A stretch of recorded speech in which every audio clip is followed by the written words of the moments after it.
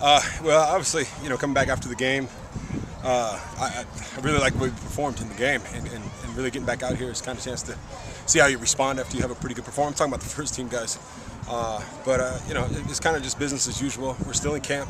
We still have to keep going out there, keep grinding, keep working hard, and to get where we want to go. We know it starts out here on this field, so we're working pretty hard. What is the most overrated part of preseason? You hear analysts, everybody talk about. What is the one thing you listen to? That I think is overrated. Yeah. Besides the whole camp, the whole double day, the whole being there until 10:30 at night. But I'm trying not to complain, Mama. I'm sorry about that. But I told my mama wouldn't complain this year. But it's the whole thing. I guess the most overrated part is I don't know. I think as professional athletes, I think if you looked at it last year, you saw how we didn't have a whole offseason together, and you saw what was able to get accomplished during the regular season by teams, not just us, our team, but teams across the league. I mean, records were broken. So I mean, it gets kind of overrated as far as thinking that you have to have that timing down. The timing comes pretty quickly, especially when you're dealing with the whole offseason. Besides offseason, when you're dealing with pros, when you're dealing with guys that have been doing this for their whole lives. And I mean, it's a 7 route. It's a flag, it's a corner, it's a basic cross. It's getting open against man. It's taking the right steps, and those things. I guess they kind of vary per individual. But I guess that's the long answer of it. But it is what it is, and we have to be out here, and hopefully it's us building for a Super Bowl run this year.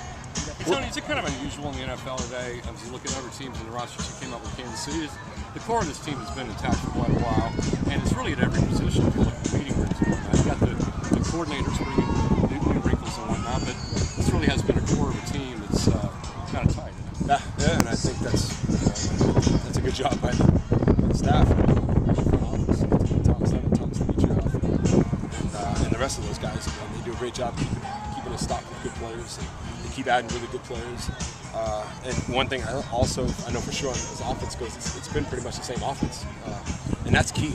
I mean, coming from Kansas City, when you have 3 and 4 offenses that you have to learn every 3-4 years because of coaching changing, they bring in a totally new offense. That gets tough, especially for a quarterback. So Matt's kind of had the luxury of just having one offense, and we're starting to really gel with it. And that's what comes with it. You come with the same plays and the same core people. You should be good at it. There shouldn't, like I said, the whole timing issue. I guess it goes back to the former question. The timing should be there. I mean, it shouldn't take that long for us to get back in that groove, and it's only going to help us.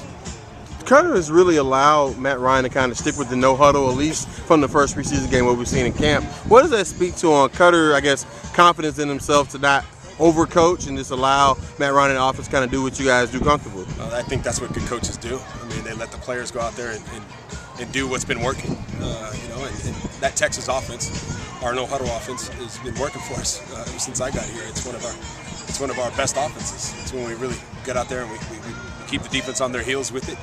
And Dirk's been around long enough, and he knows.